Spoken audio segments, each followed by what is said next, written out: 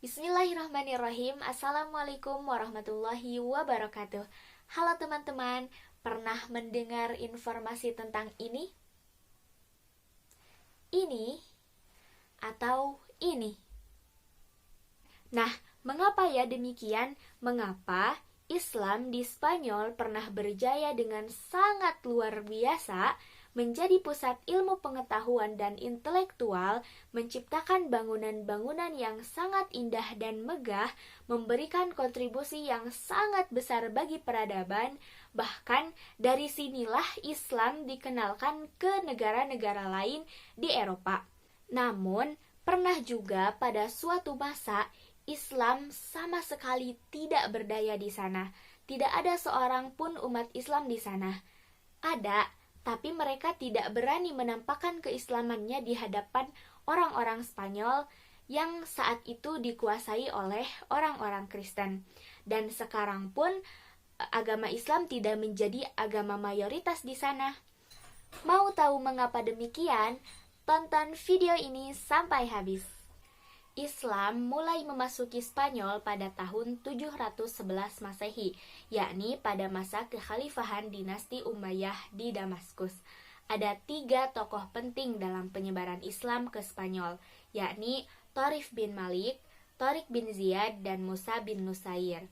Nah, pada saat itu dinasti Umayyah, tepatnya pada masa kekhalifahan Abdul Malik, berhasil menguasai wilayah Afrika Utara dan menjadikannya salah satu gubernur dinasti Umayyah.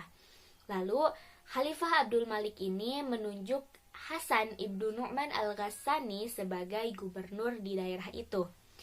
Dan ketika Khalifah Abdul Malik ini meninggal, kekhalifahan berpindah kepada putranya, yakni Walid bin Abdul Malik. Ketika Walid bin Abdul Malik memimpin, gubernur di Afrika Utara digantikan oleh Musa bin Nusair. Nah, sebelah mana sih Afrika Utara itu? Jika dilihat dalam peta benua-benua di dunia, benua Afrika ini berada berdekatan dengan benua Eropa. Nah, Islam berhasil menguasai wilayah Afrika Utara, yang mana Afrika Utara ini berdekatan dengan Eropa. Dan seperti teman-teman ketahui bahwa Spanyol merupakan salah satu negara di Eropa. Nah, sebelum dilanjutkan, ini adalah peta yang jelas antara negara Spanyol dan kedekatannya dengan Afrika Utara. Nah, ini Afrika Utara, Maroko ini Afrika Utara, ke bawahnya benua Afrika. Terus di sini ada Selat Gibraltar, dan yang warna kuning ini adalah Spain alias negara Spanyol. Nah, perlu diketahui juga beberapa kota-kota penting yang nantinya akan berkali-kali disebutkan dalam perjalanan penyebaran Islam di Spanyol, seperti Granada, Almeria, Mojácar, Malaga, Seville, Córdoba, Valencia, Toledo, Madrid, Zaragoza, Barcelona, dan kota-kota lainnya. Nah, dinasti Umayyah ini terus bersemangat melakukan ekspansi, menyebarluaskan Islam ke berbagai wilayah. Pada saat yang sama, Spanyol berada dalam kekuasaan Kristen Romawi, yakni kerajaan Gotik yang dipimpin oleh seorang pemimpin yang keji bernama Roderick. Kristen Romawi ini melakukan pemaksaan dengan cara kekerasan, bahkan pembunuhan bagi siapapun yang tidak bersedia masuk ke dalam agama Kristen. Sedangkan di Spanyol pada masa itu terdapat berbagai agama, banyak yang beragama Yahudi.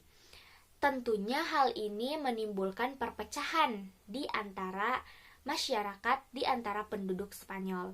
Bahkan Julian, seorang penguasa wilayah Ceta yang merupakan salah satu kota di Spanyol, beliau meminta bantuan kepada Musa bin Nusair atas pemaksaan yang dilakukan oleh kerajaan Gotik itu. Musa bin Nusair pun meminta izin kepada Khalifah Walid untuk membantu penduduk Spanyol yang tertindas tersebut. Setelah diizinkan, penaklukan Spanyol pun dimulai. Penaklukan Spanyol dimulai dengan mengirim mata-mata yang dipimpin oleh Tharif bin Malik. Torif menyeberangi selat yang berada di antara Maroko dan benua Eropa dengan pasukan perang 500 orang, diantaranya adalah tentara berkuda dan sebagian lain naik kapal yang disediakan oleh Julian. Pasukan Torif menang dan kembali ke Afrika Utara dengan membawa harta rampasan perang yang tidak sedikit. Nah, kemenangan Thorif bin Malik ini mendorong Musa bin Nusair untuk mengirim pasukan ke sana. Ditambah kemelut yang terjadi dalam tubuh kerajaan yang berkuasa di Spanyol saat itu, yaitu kerajaan Visigotik, serta dorongan besar untuk memperoleh harta rampasan perang. Akhirnya, Musa bin Nusair mengirim 7.000 pasukan dengan menggunakan kapal-kapal perang yang dipimpin oleh Tharik bin Ziyad menuju Selat Gibraltar, dikenal juga dengan Jabal Tharik. Nah, pertempuran pun terjadi di Bakkah. Raja Roderick berhasil ditaklukkan. Ia tewas, kemudian dikuasailah wilayah Sidona, Carmona, Granada, dan Cordoba. Nah, selanjutnya, Tharik dan pasukannya terus menaklukkan kota-kota penting di Spanyol. Sebelum menaklukkan kota Toledo, ia meminta pasukan tambahan kepada Musa bin Nusair di Afrika Utara. Nah, Musa pun mengirim pasukan sebanyak 5.000 personel, hingga jumlah pasukan Tharik pun seluruhnya menjadi 12 orang. Jumlah pasukan Tharik ini belum sebanding dengan pasukan Gotik yang berjumlah 100.000 orang. Meskipun demikian, kemenangan dicapai oleh pasukan Tharik. Kemudian, pada tahun 712 Masehi, didorong oleh kemenangan pasukan Tharik bin Ziyad ini, Musa bin Nusair menyusul ke sana dengan membawa 18.000 pasukan. Kemudian berhasil menguasai Zaragoza, Tarragona, dan Barcelona. Seluruh kota penting di Spanyol berhasil dikuasai, termasuk di bagian utara, mulai dari Zaragoza sampai Navarre. Nah, pada tahun ini, tepatnya pada tahun 712 Masehi, Spanyol pun berhasil ditaklukkan dan jadilah salah satu wilayah kekuasaan dari dinasti Umayyah. Nah, mulai dari masuk, berjaya, hingga tak berdaya, di Spanyol Islam berlangsung kurang lebih selama 700 tahun. Nah, selama 700 tahun itu alias 7 abad tersebut, para sejarawan membaginya ke dalam 6 periode. Periode pertama berlangsung dari 711 Masehi sampai 755 Masehi, yakni dari mulai Islam menaklukkan Spanyol sampai datangnya Abdurrahman ad-Dakhil, seorang keturunan Bani Umayyah yang berhasil selamat dari pembantaian yang dilakukan oleh Bani Abbas. Seperti yang sudah dipaparkan, masa ini Spanyol merupakan bagian dari dinasti Umayyah di Damaskus. Dan jalannya politik pemerintahan belum stabil, terjadi pergantian gubernur sebanyak 20 kali dalam waktu yang singkat. Selanjutnya, periode kedua berlangsung dari 755 Masehi sampai 912 Masehi. Masa ini dipimpin oleh Abdurrahman ad-Dakhil yang awalnya diangkat sebagai amir, kemudian terus berkembang hingga mendirikan dinasti Umayyah di Andalusia. Pada periode ini, umat Islam di Spanyol mulai melakukan perkembangan-perkembangan. Abdurrahman ad-Dakhil mendirikan Masjid Cordoba dan sekolah-sekolah di kota-kota besar. Hisham memprakarsai tentara bayaran dalam bidang kemiliteran. Lalu, Abdurrahman al-Ausat, seorang pecinta ilmu, mulai memunculkan pemikiran filsafat. Tidak hanya perkembangan yang terjadi di sini, juga muncul pergerakan fanatik Kristen yang mengganggu stabilitas negara. Lanjut ke periode ketiga. Pada masa ini, penguasa bergelar khalifah karena Abdurrahman III mendengar Muqtadir, yakni Khalifah Bani Abbasiyah meninggal. Abdurrahman III memandang keadaan ini adalah saat yang tepat untuk memakai gelar khalifah.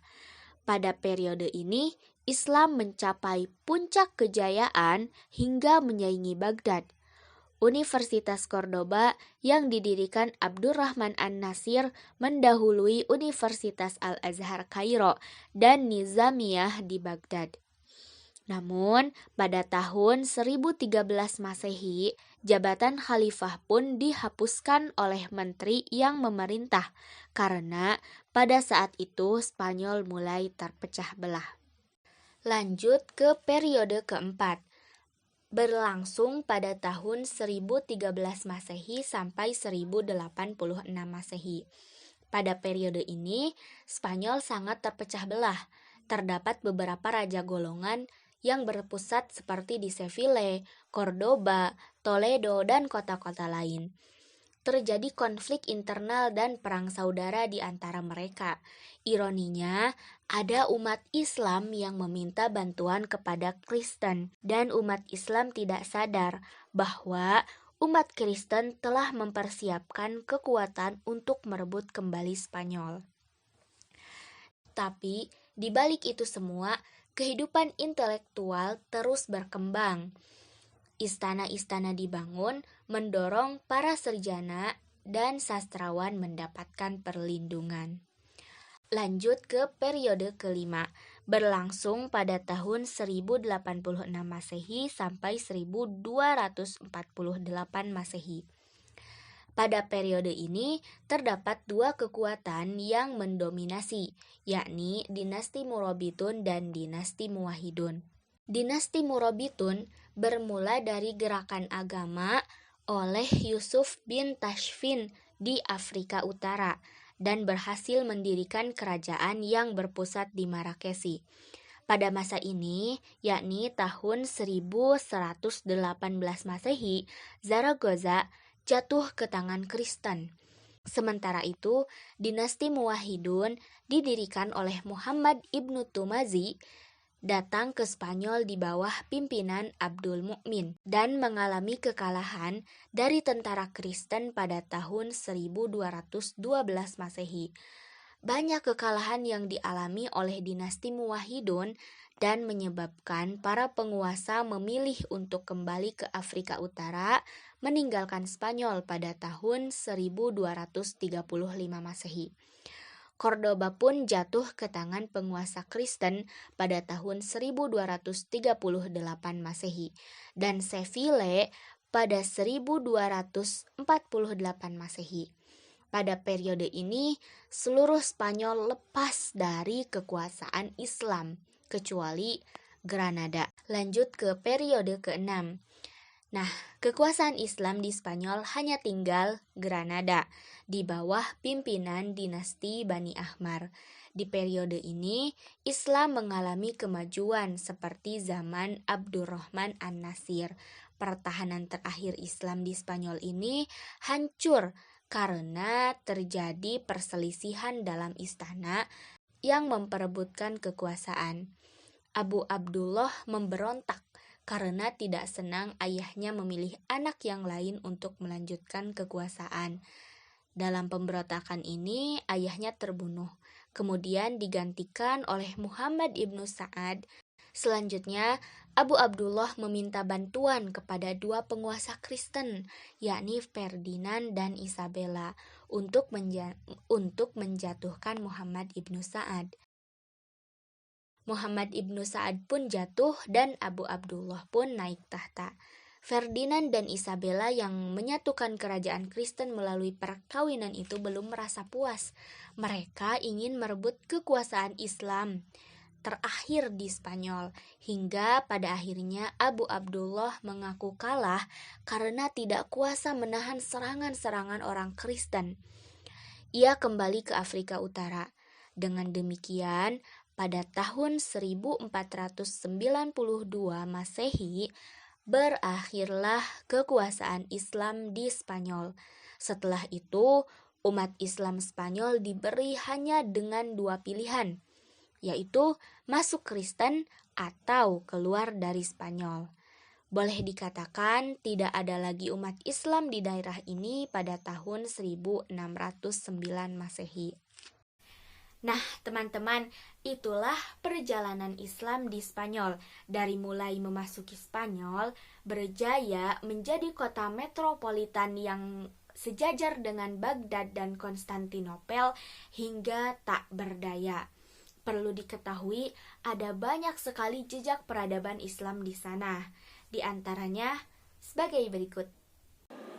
Ada Istana Al-Hamra, Medina Az-Zahra, Jembatan Cordoba, Menara Giralda, Al-Cajar Sevilla, dan banyak lagi.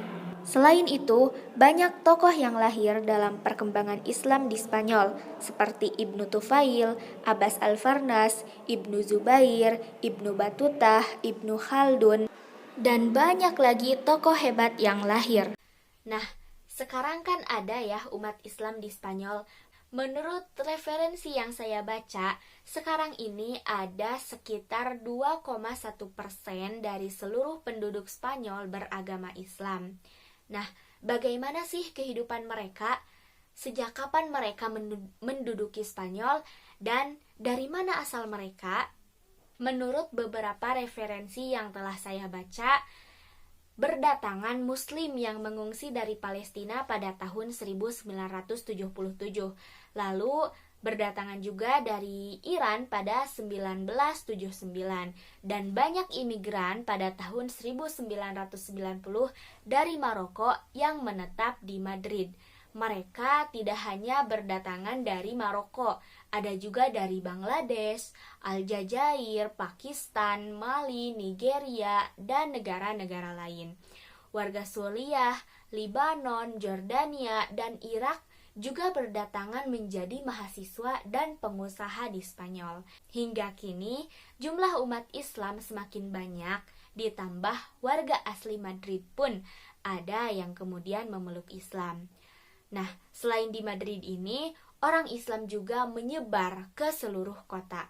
Terdapat 3 distrik bagian kota yang menjadi tempat tinggal kaum Muslim di Spanyol, yaitu Centro, Puente de Palecas, dan Villaverde. Diikuti wilayah Carabanchel, Latina, dan Tetuan. Selain itu, umat Islam juga terdapat di wilayah Ceuta. Sekitar 40% dari 82.000 di Ceuta adalah umat Muslim yang berasal dari suku Barbar Maroko. Hal ini tertuang dalam artikel yang berjudul Spanish Enclaves of Ceuta, Melilla.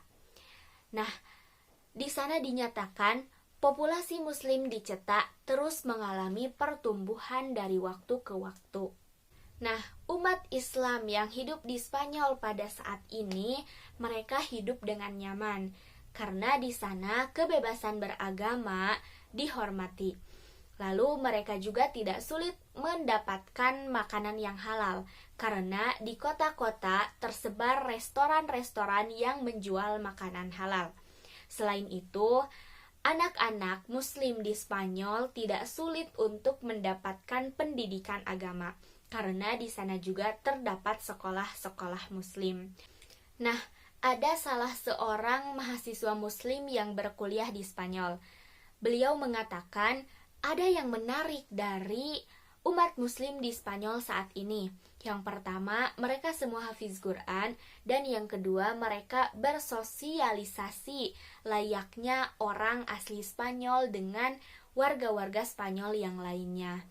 Terus di sana juga ketika ada pengeboman di Barcelona, warga-warga Spanyol yang non-Islam berusaha melindungi warga-warga Spanyol yang Islam.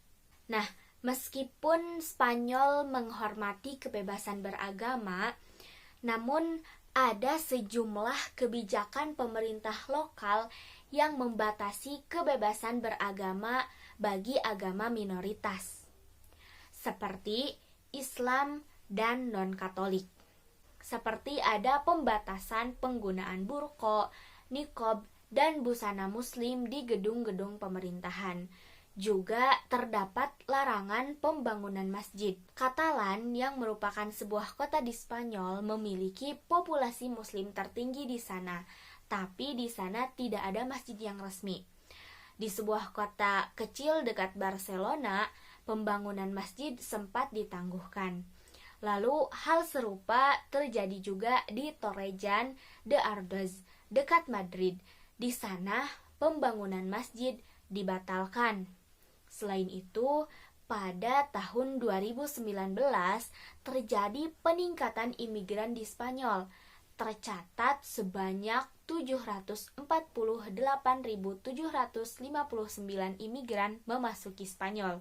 Bersamaan dengan itu, menyebar berita palsu terkait imigran muslim yang berbahaya. Mereka memiliki hak istimewa, katanya mereka akan memaksakan budaya mereka dan institusi mengizinkannya. Nah, tiga berita ini jelas bertujuan untuk mengubah persepsi masyarakat tentang muslim dan akhirnya memicu Islamfobia. Bahkan pada tahun 2017, organisasi Independent Citizen Platform Against Islamophobia mencatat ada 546 kasus Islamfobia. Lalu, di daerah yang mayoritas muslim seperti Ceuta dan Melilla terjadi perselisihan pendanaan pendidikan, juga sertifikasi guru agama. Namun, hal ini telah diselesaikan. Nah, teman-teman, itulah perkembangan Islam di Spanyol berikut kehidupan umat muslim kontemporer di sana. Cukup sekian yang bisa saya sampaikan. Mohon maaf atas kesalahan dan kekurangannya. Terima kasih sudah menonton dari awal sampai akhir. Wassalamualaikum warahmatullahi wabarakatuh.